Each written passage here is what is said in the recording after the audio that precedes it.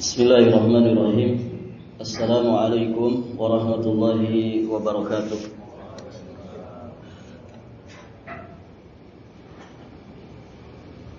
Alhamdulillah hamdan yaliqu bi jalalihi wa 'azimi sultanihi.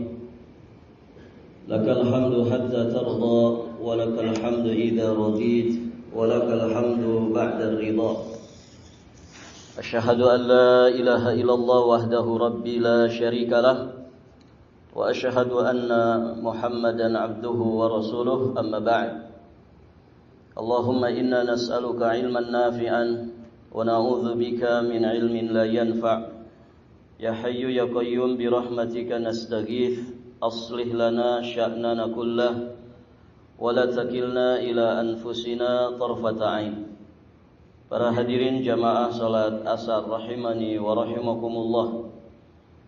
Alhamdulillah kita bersyukur kepada Allah Subhanahu wa taala.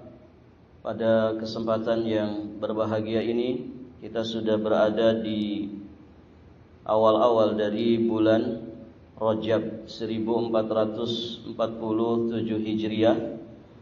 Semoga sesederhana apapun amalan yang kita kerjakan di bulan ini, yakni bulan yang Allah sucikan, Allah melipat gandakan pahalanya di sisinya. Amin Allahumma ya rabbal alamin.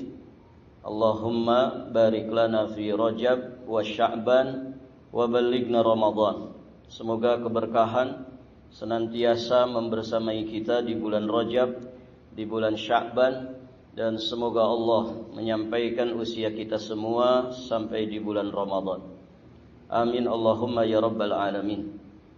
Para jamaah sekalian yang dirahmati Allah, salah satu di antara konsekuensi keimanan, orang beriman harus siap untuk diuji.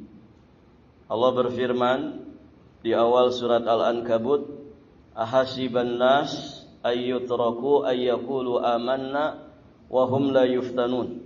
Apakah manusia mengira, apakah manusia menyangka bahwa mereka dibiarkan begitu saja mengucapkan kalimat iman sedangkan mereka tidak diuji?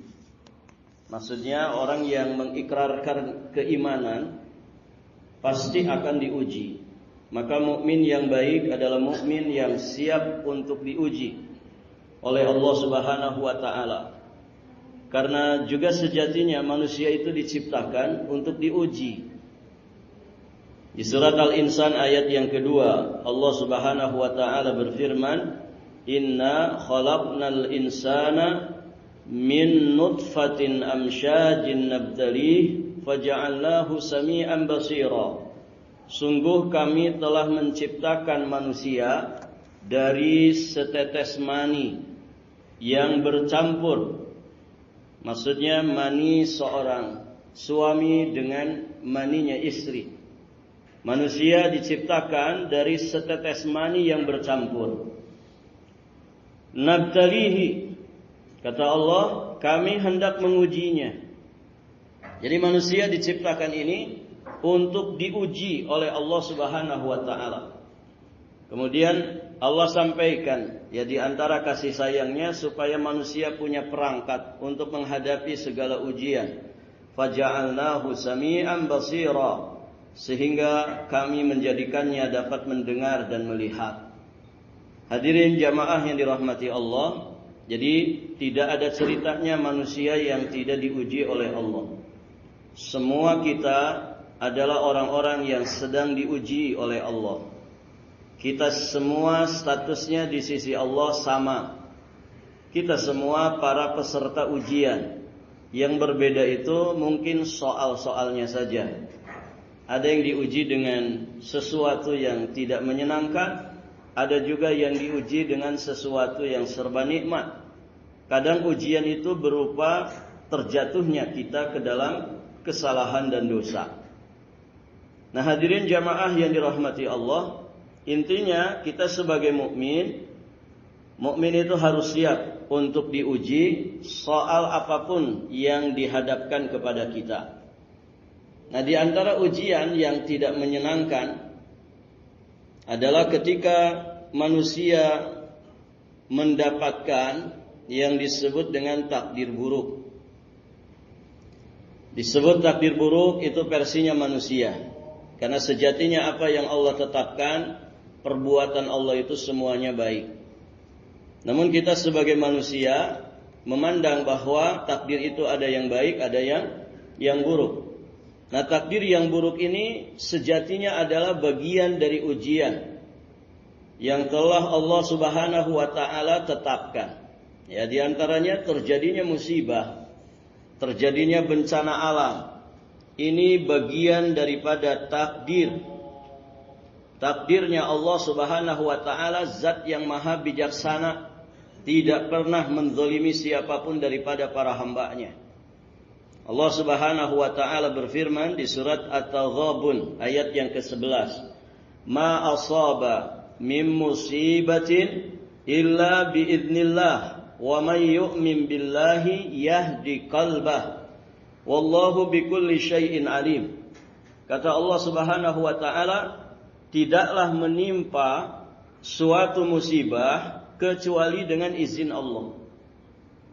Jadi tidak ada musibah yang menimpa pribadi, menimpa keluarga, atau bahkan menimpa satu wilayah yang dihuni manusia, atau bahkan menimpa alam semesta ini, kecuali semuanya berdasarkan izin dari Allah Subhanahu wa taala. Maka berbahagialah orang-orang yang punya iman. Karena kata Allah, "Wa may yu'min billahi yahdi qalbah." Barang siapa yang beriman kepada Allah, maka Allah Subhanahu wa taala akan memberi petunjuk ke dalam hatinya. Wallahu bikulli syai'in alim. Dan Allah Subhanahu wa taala maha mengetahui atas segala sesuatu. Jadi hadirin jamaah yang dirahmati Allah, musibah yang menimpa manusia sejatinya itu izin dari Allah. Ya, berdasarkan izin dari Allah dan sesuai dengan ketetapan takdir Allah. Maka musibah itu adalah takdir yang telah Allah Subhanahu wa taala tetapkan bahkan 50.000 tahun sebelum diciptakannya langit dan bumi. Berdasarkan petunjuk dari Nabi sallallahu alaihi wasallam di riwayat Imam Muslim. Kata Nabi, "Kataballahu maqadiral khalaiq qabla an yakhluqas samawati wal ard bi khamsina alfa sanatin." Sesungguhnya Allah Subhanahu wa taala telah menetapkan takdir bagi segala sesuatu. Allah telah menetapkan takdir bagi segala sesuatu 50.000 tahun sebelum Allah menciptakan langit dan bumi. Barakallahu fikum. Hadirin jamaah yang dirahmati Allah.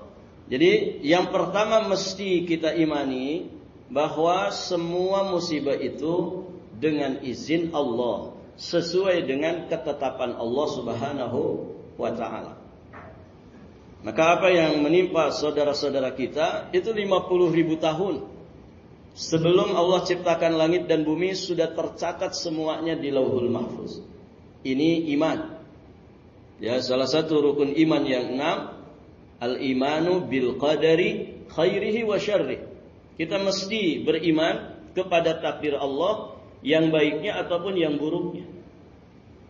Hadirin jamaah yang dirahmati Allah. Namun ada catatan penting bagi kita semua, bahwa orang-orang yang melihat musibah itu dengan kacamata iman, maka Allah Subhanahu wa taala akan memberi petunjuk ke dalam hatinya. Sehingga orang beriman itu orang yang pandai beriktibar, mengambil pelajaran dari setiap apa yang dia alami, apa yang dia rasakan, apa yang dia jalani dalam setiap episode kehidupannya.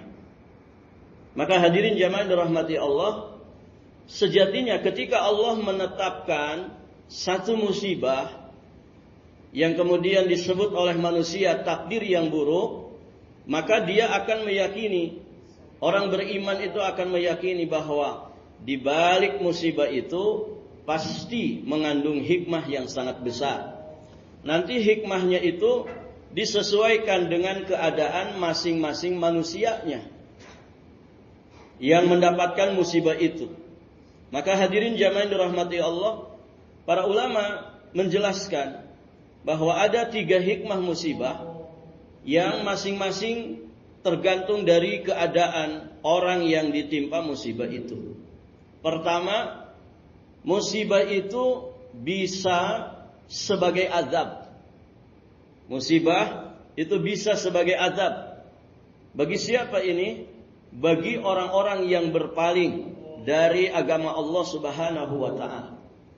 Jadi kalau orang sedang berpaling dari agama Allah, dia sedang, kata orang, edan-edannya, ya, dia sedang berbelok dari jalan Allah yang lurus. Dia bukan sedang di jalan ketaatan, tapi sedang menekuni, ya, dosa dan juga maksiat. Tiba-tiba kena musibah. Baik para jamaah, apa yang kemudian bisa diambil hikmahnya? Musibah itu sejatinya azab bagi dirinya. Azab bagi dirinya. Hadirin jamaah yang dirahmati Allah. Dan Allah Subhanahu wa ta'ala menegaskan tentang itu. Di surat Thaha ayat 124. Allah Subhanahu wa ta'ala berfirman, "Wa man a'rada an dzikri fa inna lahu ma'isyatan dhanka wa nahsyuruhu yaumal qiyamati a'ma." Dan barang siapa yang berpaling dari peringatanku, barang siapa yang berpaling dari peringatanku, kata Allah, fa inna lahu ma'isyatan dhanka, maka sesungguhnya baginya penghidupan yang sempit. Seret rezeki atau rezekinya berlimpah, hilang seketika, lenyap seketika, gara-gara musibah dan bencana. Intinya kehidupan yang sempit, yang tadinya sehat-sehat sekarang berpenyakit dan lain sebagainya, ya, dari segala sesuatu yang memang dihindari oleh manusia. Jadi Allah tegaskan, orang-orang yang berpaling dari peringatanku, maka sesungguhnya baginya kehidupan yang sempit. Itu di dunia. Di akhirat bagaimana? Wa nasyuruhu yaumal qiyamati a'ma. Pada hari kiamat Allah Subhanahu wa ta'ala akan menghimpunnya dalam keadaan buta. Nasallallahu al-afwa wal afiyah wassalam. Buta di dunia, hadirin jamaah yang dirahmati Allah, tidak terlalu resiko. Tapi kalau orang kemudian dinyatakan buta di kehidupan akhirat, di mana akhirat disifati dengan kegelapan, sudah gelap kemudian orangnya buta, maka itu sejatinya adalah penderitaan yang luar biasa. Nah, inilah orang-orang yang berpaling dari peringatan Allah Subhanahu wa ta'ala. Allah memperingatkan manusia supaya tidak rakus, dia malah rakus. Allah memperingatkan manusia supaya jangan ujub, supaya jangan sombong, supaya jangan takabur. Dia malah pertantang-pertenteng, merasa punya pangkat, jabatan, kekuasaan dan lain sebagainya. Maka orang-orang yang semacam ini, na'udzubillah, ya, dia akan diberi ganjaran kehidupan yang sempit, dan di akhirat akan dihimpun oleh Allah Subhanahu wa ta'ala dalam keadaan buta. Hadirin jamaah yang dirahmati Allah. Nah, inilah musibah bagi orang-orang yang berpaling dari jalan Allah. Musibah itu sejatinya azab bagi dirinya. Kemudian para jamaah, hikmah yang kedua, musibah itu bisa sebagai peringatan dari Allah Subhanahu wa ta'ala agar kita jadi lebih baik lagi. Ini musibah yang menimpa orang-orang yang baik, orang-orang yang normal-normal saja, standar-standar saja. Dia sedang baik, sedang berproses dalam kebaikan, barakallahu fikum, tiba-tiba dapat musibah. Maka musibah itu, ya, bisa menjadi peringatan bagi dirinya supaya dia meningkatkan kualitas dirinya di sisi Allah Subhanahu wa ta'ala supaya lebih baik lagi. Allah Subhanahu wa ta'ala menyebutkan di surat Az-Zukhruf ayat 48. Wa akhadnahum bil adzabi la'allahum yarji'un. Dan kami timpakan kepada mereka azab, siksaan, supaya mereka itu kembali. Nah, ini orang-orang yang barakallahu fikum mungkin ada kelalaian pada dirinya yang kemudian bercampur dengan ketaatan pada dirinya. Allah memperingatkannya dengan musibah, dengan bencana, supaya dia semakin lebih baik di sisi Allah Subhanahu wa ta'ala. Kemudian yang ketiga, musibah itu bisa saja menjadi tanda kebaikan, menjadi tanda kecintaan Allah Subhanahu wa ta'ala kepada seorang hamba. Ini tentu bagi orang-orang yang spesial. Orang kalau sedang soleh-solehnya para jamaah, sedang baik-baiknya, sedang tinggi-tingginya keimanan, sedang bertambah-tambahnya amal soleh, tiba-tiba dia mendapatkan musibah, maka musibah itu semoga menjadi pertanda kebaikan ya bagi dirinya, dan pertanda bahwa Allah Subhanahu wa ta'ala mencintainya. Makanya Nabi menyebutkan di satu hadis riwayat Imam Al-Bukhari, kata Nabi, "May yuridillahu bihi khairan yusib minhu." Barang siapa yang dikehendaki kebaikan oleh Allah, maka Allah akan timpakan musibah kepada dirinya. Allah timpakan musibah kepada dirinya. Barakallahu fikum. Di redaksi yang lain, di Sunan Ibnu Majah, Sunan At-Tirmidzi, Nabi juga mengatakan, "Innallaha idza ahabba qauman ibtalahum." Sesungguhnya Allah Subhanahu wa ta'ala apabila mencintai satu kaum, maka Allah Subhanahu wa ta'ala akan uji mereka. Allah akan timpakan balak kepada mereka sebagai ujian bagi mereka. Maka hadirin jamaah yang dirahmati Allah Subhanahu wa ta'ala, di poin ketiga ini levelnya para nabi dan rasul. Levelnya orang-orang yang kualitas imannya mendekati kualitas iman para nabi dan rasul. Dari orang-orang yang mulia di sisi Allah Subhanahu wa ta'ala. Maka kita dapatkan ya bagaimana para nabi dan rasul itu mendapatkan musibah, mendapatkan bencana, cobaan, tantangan, rintangan yang begitu luar biasa. Maka hadirin jamaah yang dirahmati Allah, suatu ketika Nabi Shallallahu Alaihi Wasallam beliau ditanya oleh Sa'ad bin Abi Waqqas tentang siapakah manusia yang paling berat cobaannya. Man asyadun nas bala'an. Ya Rasul, siapa orang yang paling berat cobaannya? Kata Nabi Shallallahu Alaihi Wasallam, asyadun nas bala'an al-anbiya, thumma al-amthal fal-amthal. Manusia yang paling berat, yang paling keras cobaannya adalah para nabi. Kemudian yang seperti mereka, kemudian yang seperti mereka. Maksudnya yang makomnya di bawah para nabi, kemudian di bawahnya lagi. Semakin dekat ya makom seorang hamba itu dengan makom kenabian dan kerasulan, maka semakin berat, semakin keras cobaan yang akan didapatkan. Nah, cobaan yang menimpa mereka ini sejatinya itu adalah tanda kebaikan, sejatinya itu adalah tanda cinta Allah Subhanahu wa ta'ala kepada mereka. Allah ingin menjadikan mereka itu semakin terangkat derajatnya di sisi Allah Subhanahu wa ta'ala. Hadirin jamaah yang dirahmati Allah, maka dari 3 poin ini, masing-masing kita saat tertimpa musibah, hendaknya kita kemudian memuhasabah diri. Ini musibah yang menimpa saya ini, apakah azab? Apakah ini peringatan supaya saya lebih baik lagi? Ataukah ini tanda cinta, tanda kebaikan yang Allah berikan kepada saya? Nah, masing-masing orang bermuhasabah. Makanya para jamaah yang dirahmati Allah, ada nasihatnya para ulama ketika musibah itu menimpa kita. Nasihat para ulama saat kita ditimpa musibah, karena kita ini tidak bisa kan, tidak bisa memastikan, tidak bisa memastikan, apalagi poin ketiga itu, bahwa kalau kita ditimpa musibah, oh pasti Allah sedang sayang sama saya, pasti Allah sedang cinta sama saya, musibah ini pasti tanda kebaikan bagi saya, ya pasti saya akan diangkat derajat. Ya jangan dulu ke situ. Itu nasihatnya para ulama. Kenapa? Karena kita ini manusia biasa. Bukan nabi, bukan rasul, bukan wali Allah. Bukan orang-orang yang dekat-dekat banget sama Allah. Begitu kan? Para hadirin jamaah yang dirahmati Allah. Maka nasihatnya para ulama saat ditimpa musibah, yang pertama kali harus ditempuh adalah mencurigai diri sendiri.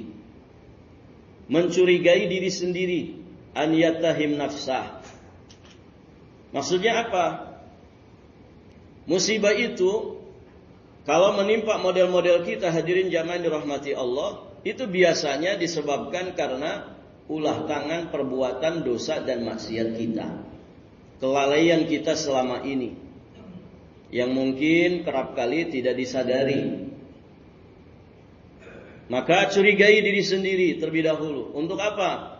Untuk mengoreksi diri, ya ngorek-ngorek kesalahan dan juga dosa yang kita perbuat. Kalau misalkan kita sedang sehat-sehat saja tiba-tiba sakit, kan banyak ya orang yang kelihatannya jag-jag waringkas begitu ya. Masya Allah olahraganya rutin tiba-tiba kolek, ternyata punya jantung, ya ternyata lambungnya bermasalah, ternyata ginjalnya bermasalah. Kan ada kadang orang tiba-tiba begitu. Barakallahu fiikum.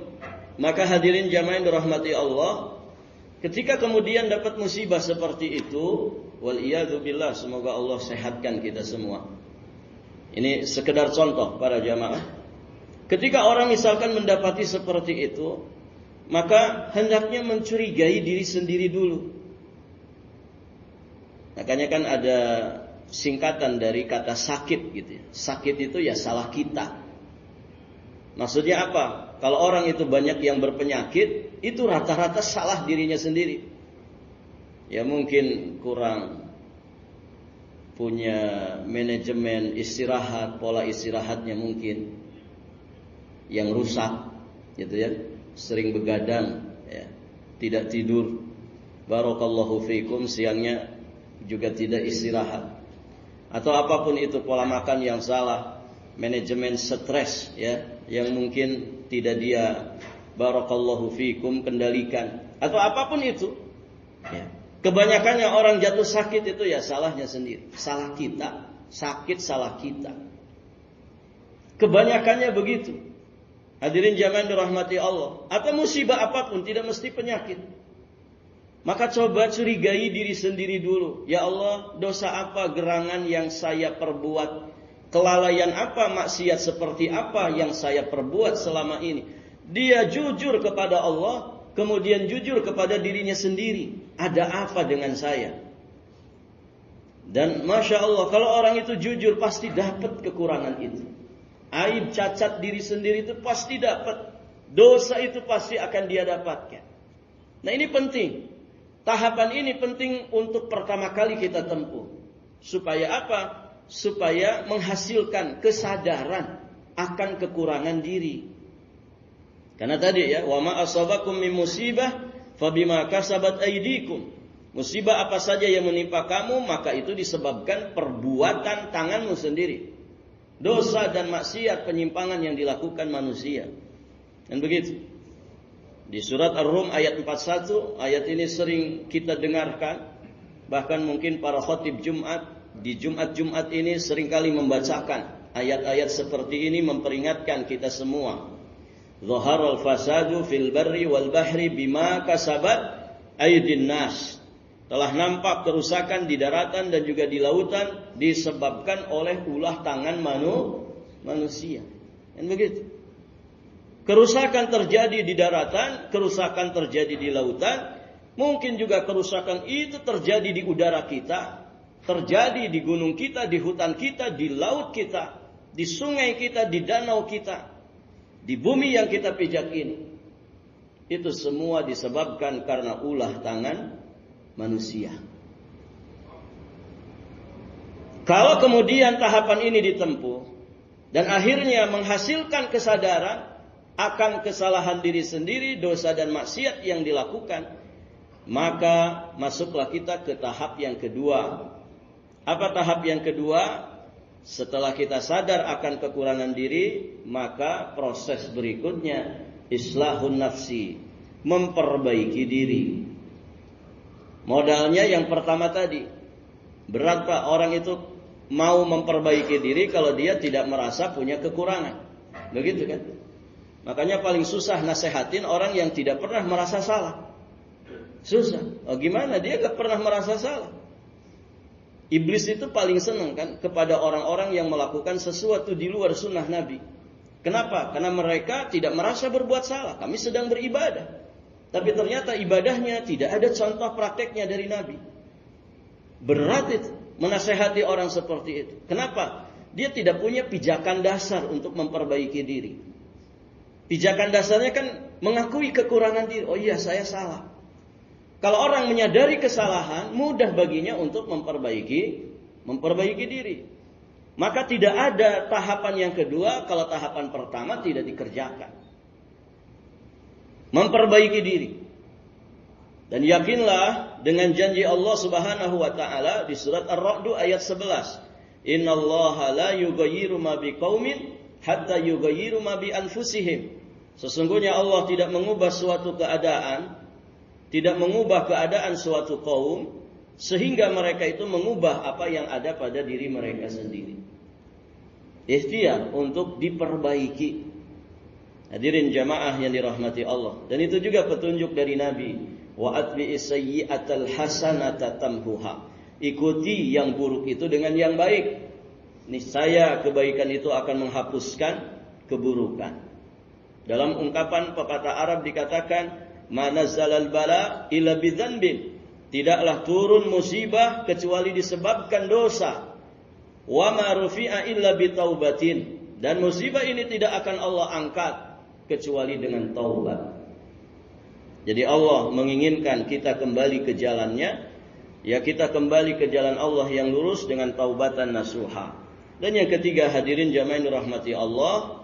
Setelah dua tahapan tadi kita tempuh, maka nasihat para ulama yang ketiga ya adalah di situ barulah kita ihtisabul ajr. Ihtisabul ajr itu mengharap pahala hanya dari sisi Allah.